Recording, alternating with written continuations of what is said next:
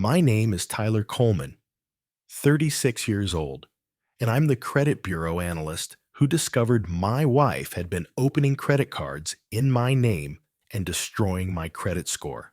She thought she was outsmarting just another husband who didn't pay attention to finances. She was actually committing identity theft against someone who monitors credit fraud professionally. I work for Equifax as a senior fraud analyst in their Atlanta headquarters, where I've spent the past 9 years investigating identity theft, credit fraud, and suspicious account activity. My job involves analyzing credit patterns, identifying fraudulent applications, and helping consumers recover from financial crimes. Every day, I review cases where spouses, family members, or trusted individuals abuse someone's personal information to open unauthorized accounts.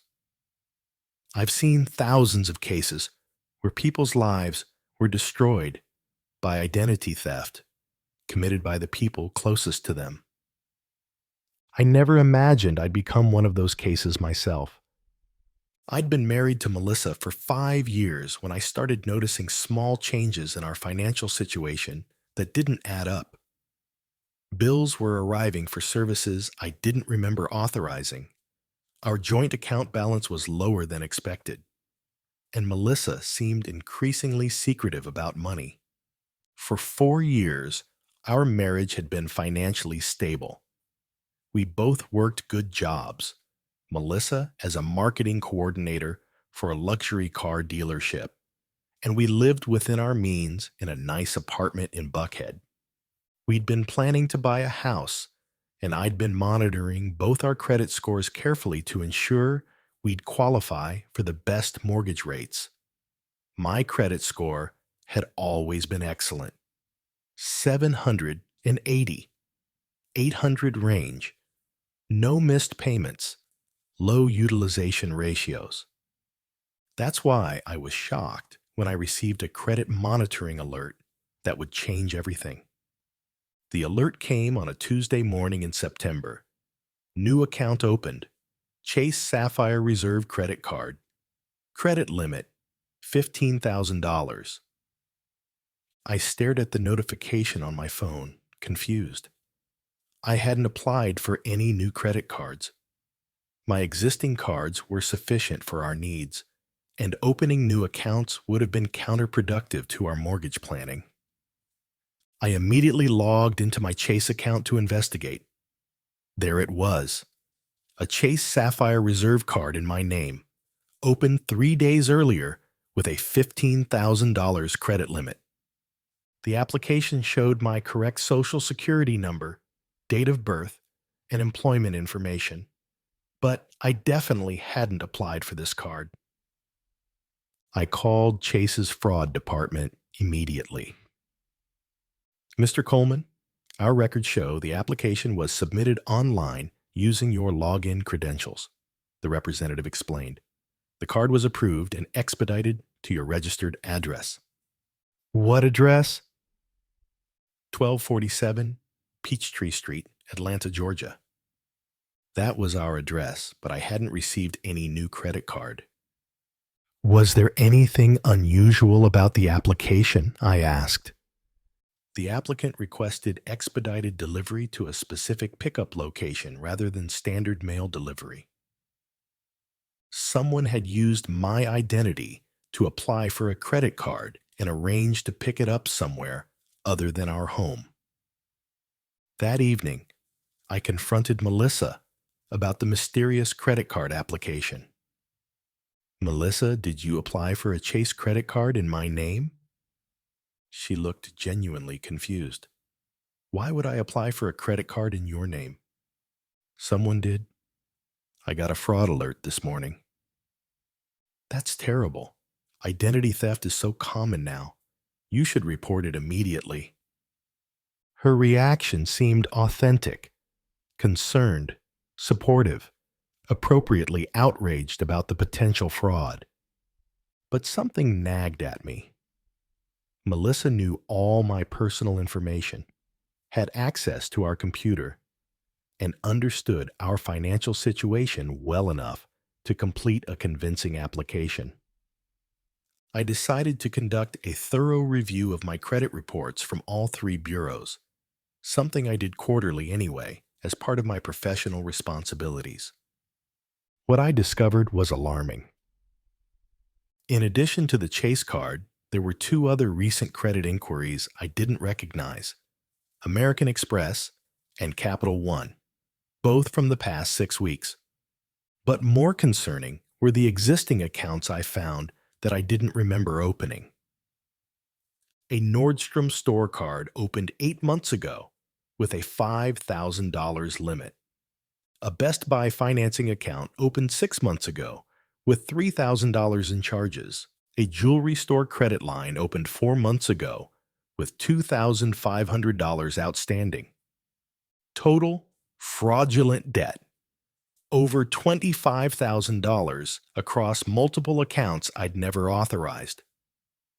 My credit utilization had jumped from 5% to 45%, and my credit score had dropped from 785 to 642 in less than a year.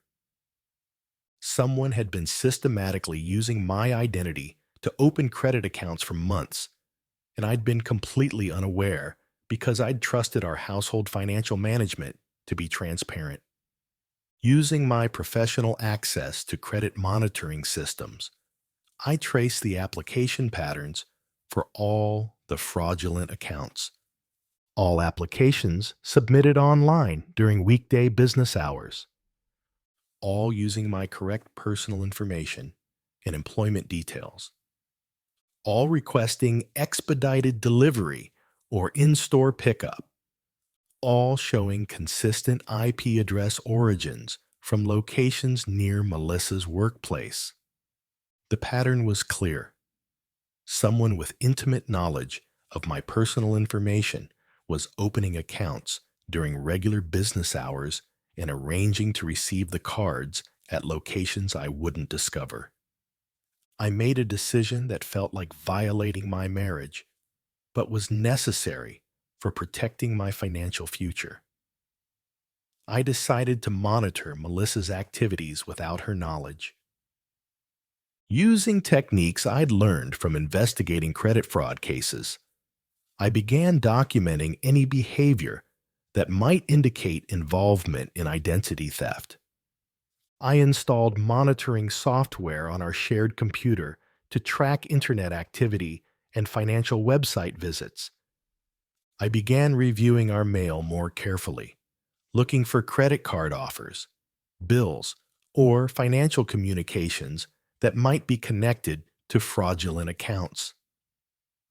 I started paying attention to Melissa's shopping habits, looking for purchases that might correlate with the unauthorized credit accounts. What I discovered over the next 2 weeks was devastating. Computer activity. Melissa had been visiting credit card application websites regularly, often during her lunch breaks at work. Browser history showed completed applications for multiple cards in my name. Hidden mail. I found several pieces of mail hidden in Melissa's car. Credit card statements, and then promotional offers addressed to me but clearly intercepted by her. Shopping patterns. Melissa had been making expensive purchases that didn't appear on our joint credit cards or bank accounts, suggesting she was using the fraudulent accounts to fund her spending. Physical evidence. In a shoebox in our bedroom closet, I found 3 credit cards in my name that I'd never seen before, along with receipts for thousands of dollars in purchases. The evidence was overwhelming and heartbreaking. My wife had been committing systematic identity theft against me for at least 8 months. Using my professional tools and access, I conducted a comprehensive analysis of the financial damage Melissa had caused. Total fraudulent debt: $31,400 across 7 unauthorized accounts. Chase Sapphire Reserve: $12,800 balance. American Express. Gold, $8,200 balance. Capital One. Venture, $4,100 balance. Nordstrom card, $2,900 balance. Best Buy account, $1,800 balance. K Jewelers, $1,600 balance. Credit score, impact, dropped from 785 to 598 due to high utilization and missed payments on accounts I didn't know existed. Future, financial impact. The damaged credit would affect our ability to get approved for a mortgage, car loans, and other major financial products for years. But the damage went beyond just the debt amounts. Melissa had been making minimum payments on some accounts while letting others go delinquent, creating a complex web of financial obligations that would take years to untangle, even if I could prove fraud. Most concerning, she'd been using my Social Security number to apply for additional credit, meaning my identity was potentially compromised for future fraud attempts. I realized this wasn't just about the money Melissa had stolen. It was about the systematic destruction of my financial reputation and future opportunities. I faced a dilemma similar to what I helped clients navigate regularly: confront the perpetrator directly or gather more evidence before taking action. My professional experience told me to document everything thoroughly before confrontation, since family members often destroyed evidence or escalated their fraud when discovered. But personally, I was exhausted by living with someone who was systematically stealing my identity while pretending to love and support me. I decided to give Melissa one opportunity to confess voluntarily before presenting her with the evidence I'd gathered. On a Sunday evening, I sat down with Melissa and asked a direct question about our financial situation. Melissa, is there anything about our finances that you think I should know? What do you mean? I mean, are there any debts, accounts, or financial commitments that might affect our mortgage application? Tyler, you handle all our credit monitoring and financial planning. You know our situation better than I do. She was deflecting, not answering. Even given a direct opportunity to confess, Melissa chose to continue the deception. I've been reviewing our credit reports for the mortgage application. I continued carefully. Some things don't look right. What kind of things? Credit inquiries I don't remember. Accounts that seem unfamiliar. Melissa's body language shifted slightly. The micro expressions I'd been trained to recognize as indicators of deception in fraud interviews. Maybe there's been some identity theft, she suggested. You always say that's common. Maybe, but identity theft usually shows random patterns. This looks more systematic, like someone with intimate knowledge of my personal information. Tyler, are you suggesting that I'm involved in some kind of fraud against you? Her defensive tone confirmed my suspicions. An innocent person would be curious about the specifics, not immediately defensive about accusations. I'm not suggesting anything. I'm trying to understand how someone gained access to enough personal information to open multiple accounts in my name. Well, it wasn't me. Maybe you should focus on actual criminals instead of interrogating your wife. The next evening, I prepared a comprehensive presentation of evidence, using the same format I used when presenting fraud cases to law enforcement. I waited until Melissa came home from work, then asked her to sit down for what I described as an important conversation about our financial security. Melissa, I need to show you what I've discovered about the identity theft I mentioned yesterday. I opened my laptop and began presenting the evidence systematically. Screen 1. My credit report showing all the unauthorized accounts. Screen 2. Application timestamps and IP addresses linking to her workplace. Screen 3. Browser history from our shared computer showing her research on credit cards. Screen 4. Photos of the hidden credit cards and receipts I'd found in our closet. Tyler, where did you get all this information? I work for a credit bureau, Melissa. I have access to investigative tools that most people don't. Uh, you investigated me? You spied on your own wife? I investigated identity theft that was destroying my credit score and our financial future. Melissa stared at the evidence on my laptop screen.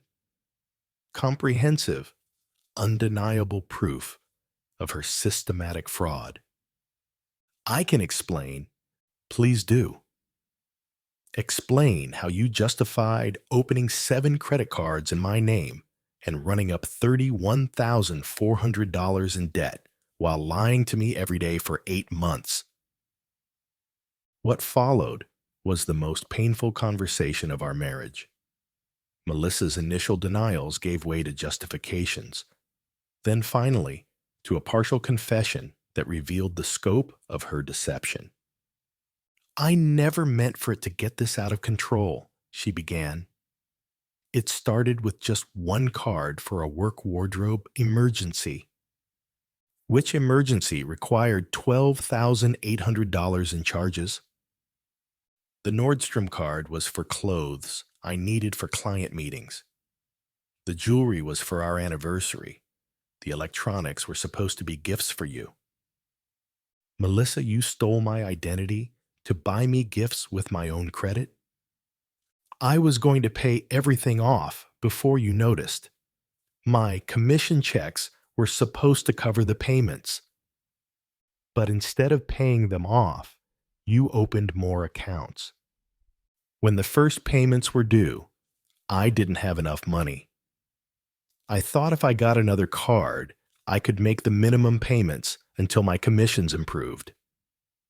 This was classic fraud behavior, using new credit to service existing debt while the total amount spiraled out of control. Melissa, you destroyed my credit score. You've made it impossible for us to buy a house. You've committed federal crimes. Federal crimes? Tyler, this is between us. I'm your wife, not some stranger who stole your wallet. Identity theft is identity theft, regardless of who commits it. The fact that you're my wife makes it worse, not better. Melissa started crying, but I felt no sympathy. She hadn't just stolen money. She'd systematically violated my trust while using professional knowledge of my work schedule and habits to commit fraud. What are you going to do? She asked. What I do with every identity theft case, report it to the appropriate authorities and begin the recovery process. The next morning, I took a personal day from work and began the process of addressing Melissa's fraud. Step 1. Filed police reports for identity theft with the Atlanta Police Department. Step 2. Disputed all fraudulent accounts with the credit bureaus using my professional knowledge of the process. Step 3. Contacted each creditor to report the fraud and request account closures. Step 4. Placed fraud alerts and security freezes on my credit reports.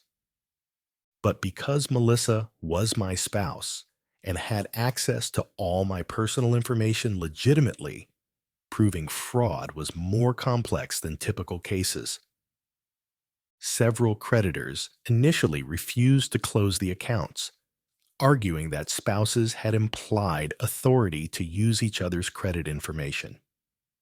I had to provide comprehensive documentation of Melissa's deceptive behavior, including the evidence I'd gathered of her systematic pattern of fraud. The legal consequences for Melissa were severe but delayed. The district attorney's office initially declined to prosecute, citing the complexities of spousal financial disputes. But when I presented them with evidence that Melissa had been planning to continue the fraud, including applications for additional cards that hadn't been approved yet, they agreed to pursue charges. Melissa was ultimately charged with identity theft, credit fraud, and conspiracy to commit financial crimes. She pled guilty to reduced charges in exchange for full restitution. The divorce proceedings were complicated by the financial damage Melissa had caused. She had no assets to claim since everything she'd purchased with the fraudulent credit was either seized as evidence or repossessed by creditors. Under Georgia law, I wasn't responsible for debts incurred through identity theft, but recovering my credit score and financial reputation took nearly 2 years of intensive effort. Today, my credit score has recovered to 751, and I've implemented comprehensive identity protection measures that go far beyond what most people use. I monitor my credit reports weekly, use fraud alerts permanently, and maintain security freezes that require personal authorization for any new credit applications. Most importantly, I've restructured my approach to financial relationships. My current girlfriend, Sarah, is a fellow fraud investigator who understands the importance of complete financial transparency. We share all account access, review credit reports together monthly, and have implemented verification procedures for any major financial decisions. My experience with Melissa became a case study in our fraud prevention training programs. Spousal identity theft is particularly damaging because the perpetrator has complete access to personal information and understands the victim's financial habits well enough to avoid detection. The key to prevention, I tell training classes, is the same transparency that prevents other forms of financial abuse: shared access to all accounts, regular review of credit reports, and immediate investigation of any unexplained financial activity. Melissa served 18 months in minimum security prison and was ordered to pay $47,000 in restitution, the original debt plus penalties and my recovery costs. She moved back to her hometown in South Carolina after her release and works at a retail job that doesn't involve access to financial information. The most painful part of the experience wasn't the financial damage or the legal proceedings. It was realizing that someone I'd trusted completely had been planning to destroy my financial future while pretending to build our life together. But the most important lesson was professional. Financial transparency isn't just good practice for couples. It's essential protection against the kind of intimate fraud that can destroy both relationships and credit scores. My name is Tyler Coleman, and I'm the credit bureau analyst who learned that the most dangerous identity thieves are often the people who sleep next to you every night. When Melissa tried to destroy my credit while pretending to love me, she forgot that some husbands monitor credit fraud professionally. Sometimes the person with the best access to steal your identity is the person you've chosen to share your life with.